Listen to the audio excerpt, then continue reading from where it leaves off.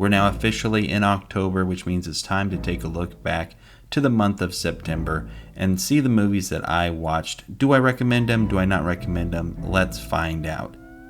The first movie that I watched in September was Playing with Fire. It stars John Cena, John Leguizamo, Keegan-Michael Key, Judy Greer is in there, and this movie is about some firefighters, or smoke jumpers, as they will point out a million times in the movie. Not just regular firefighters, but smoke jumpers.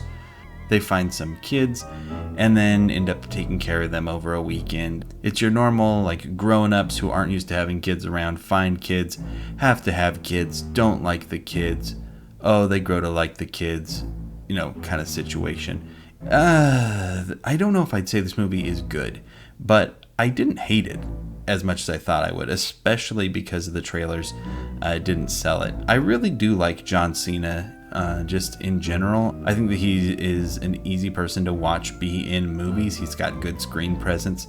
He isn't necessarily like the best actor in this movie, like definitely not as good as he is in The Suicide Squad. I like seeing John Leguizamo in here. He's obviously having a good time, and Keegan-Michael Key, again, always somebody who I like to see. The kids weren't overly obnoxious in this movie, so I think overall this would get like a really slight recommendation if you were needing to watch a kids movie and had watched all other kids movies. I would say, yeah, that one's not too bad. It's definitely not something I would choose to put on ever again in my entire life. Back when I was preparing for my Indiana Jones video that we put out last month, we were watching some of those movies, and the only one I actually watched all the way through was Indiana Jones and the Temple of Doom. Of course, this is the one that I tried to show my kids, and they did actually sit through it. When they were pulling out the guy's heart, my daughter was asking, why are we watching a movie where I can't watch part of it? I'm like, man, that's just what being a kid is all about. In this movie, Indiana Jones and a girl named Willie and his little buddy Short Round end up in India and are trying to find some special stones for this village that has had them stolen away from them, along with all of the kids in their village. And they get into some pretty dark stuff. I think there's a lot of cool moments in this one. Of course, the score is fantastic because it's John Williams and Harrison Ford. It just brings a ton of personality to the screen as Indiana Jones. Now, when it comes to the female lead, Willie, Kate Capshaw, she is, playing her part well. Unfortunately, her part is to scream at everything. And so that can get maybe a little tiring, but I do think that she's pretty good at it and pretty funny. So, of course, Indiana Jones and the Temple of Doom gets a recommendation from me. If you haven't seen the Indiana Jones movies, I just really think that you should give them a go because they are pretty much just like some of the most fun you will have watching an adventure series. We watched the 2007 Hairspray, which is based off of the stage show, which is based off of the John Waters movie. And I just really like the songs in this one. This is the only time I've ever been able to say I saw a stage show before I saw a movie, a version of it, and it will probably continue to be the only time that will ever happen. So watching this movie has some kind of sentimental connections for me, helps me remember a fun trip that I took back in high school. Outside of those personal things, I really do enjoy the songs, and then the story of Hairspray is one that, fitting, it seems like, in any time. The biggest problem I have with this one is John Travolta playing the mom. It's just not great. John Travolta is making a lot of choices that I don't necessarily agree with. I get it if you like it. It's just not for me necessarily. And then I'm going to be that person, especially because of how different it is from the stage version. But all of that being said, if you want to just kind of put on an easy watch that has some really catchy songs that you'll be humming, for weeks to come, Hairspray is a good way to spend your afternoon. That same day, I put on The Fugitive, starring Harrison Ford again, from 1993. Tommy Lee Jones really just steals the show in this movie. Sure, you're following Harrison Ford, but I really do like the fact that you really have two protagonists who are trying to do these things, and the fact that he wants to get Harrison Ford. The Fugitive is about Harrison Ford, who is accused and convicted of his wife's murder. Even though he says that a one-armed man did it, he gets the opportunity to escape from jail, and then a U.S. Marshal is brought in, played by Tommy Lee Jones, who is trying to catch him, and through that, they're unraveling the mystery of what actually happened. This really takes you back. As somebody who was a kid in the 90s, this was always like a grown-up movie, and grown-up movies back in the day were awesome. My daughter, who is 8, sat and watched this with me, and she says that she enjoyed watching it, but she also had a lot of questions about people's motives. Like, why would you murder somebody's wife? And I'm like, well, for money mostly is why they did it. She just shakes her head and she says, I don't get it. Why? But Tommy Lee Jones really is just fantastic in this.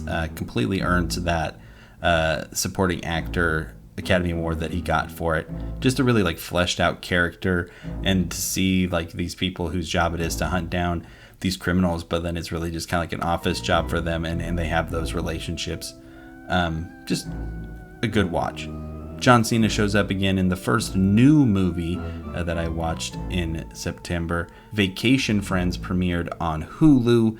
This is an R-rated comedy about getting married and going on vacation, and it is, I think, pretty funny. It's got some good moments in it. It's definitely over the top and crazy. You got to know that going into it. It's about a couple who go on a vacation, get engaged on that vacation, meet some crazy friends, really bond with them, and then what happens when those crazy friends end up back in their normal life again. If you've seen any buddy comedies or wedding comedies in the last 20 years, you can pretty much guess exactly what's going to happen, though there is a small mystery that they do kind of pull out, and they're like, oh, what's going to happen with this plot point? But even with that one, it's not hard to guess what actually is going on.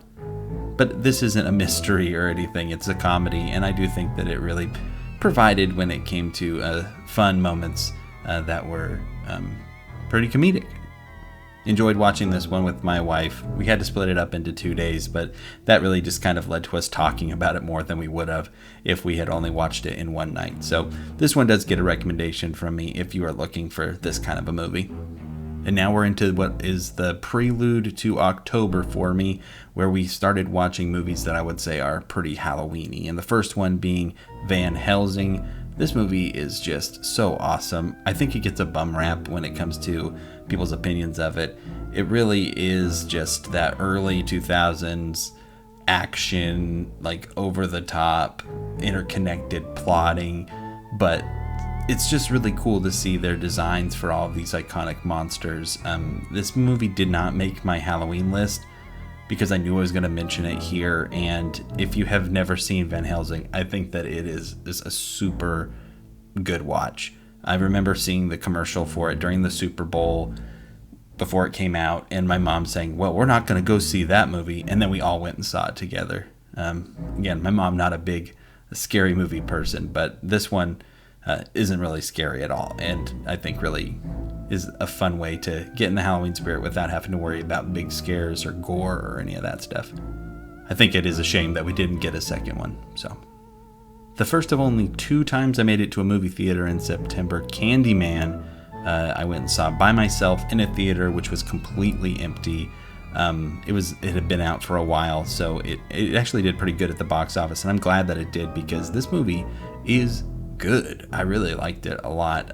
I am familiar with the original Candyman series through different like YouTube videos talking about it. I haven't actually got around to watching them yet, but was really excited for this one. I thought the trailers sold it pretty well, but it did sell it in a way that wasn't very accurate. The trailers made it look way, I don't want to say like it isn't scary, but they made it look way more like a slasher, and it isn't really as much like that. There's a lot of cool shots in this movie where you're seeing things through reflections, then you make you wonder if what you think is going on is actually going on.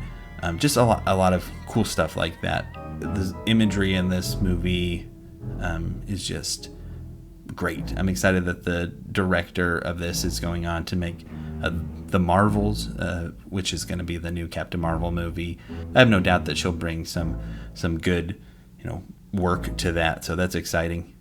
And the main actor, Yahya, he is just like so ripped and jacked for this movie. Like he looks like he should be a superhero, but instead he's in Candyman. So, Then that night, my wife accidentally picked Dracula 2000 for our movie to watch at night, starring Gerard Butler as Dracula. And I'll tell you what, this movie wasn't as bad as I thought it was going to be, but that doesn't mean that it was good. She thought it was Queen of the Damned when she picked it, which, to be fair, you know, they both have vampires in it, and they were both made in like the early 2000s. So not going to fault her for that. But I had never seen this movie before. It does seem like it had some pretty small stakes, which I both was disappointed by, but also appreciated. Everything is just like the end of the world, it seems like nowadays with movies, and this one definitely was not that. But unless like you have a really like specific reason to watch this movie, it is not going to get a recommend from me. I'm going to say like kind of stay away from Dracula 2000 if you can avoid it. Now, if you grew up watching it, or it's something that you watched when it first came out and you have like a soft spot for it, hey, I get it. I got lots of movies like that. But if anyone was like, hey, is Dracula 2000 good? I would just say, no, it's not good. Now, Scream, on the other hand, is very good, and I'm not going to talk about it barely at all because I'm going to be talking about it quite a bit this month as we're hitting up our horror and Halloween videos. But Scream, I watched that one. I'm going to be getting to the rest of the series here in this coming week. But yeah, love that movie. Scream is a definite recommend from me. Wes Craven just blowing out of the park with that. And then lastly, I have Venom, Let There Be Carnage. Made it to the theater to see that one. You guys, I don't know how I feel about this movie. When I try to describe the Venom movies to people, they really are like that early 2000s, late 90s superhero movie, but just transplanted to today. I've never been a huge fan of Venom as a character. I definitely like him more as a villain than as a hero.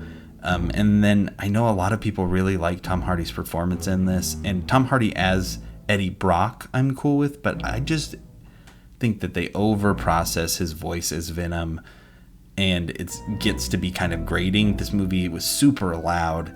I know that makes me sound old, but just really loud. I did enjoy like the action scenes in it. I think that Carnage is a cool bad guy, and I did like Woody Harrelson, who's having a lot of fun being Cletus Cassidy.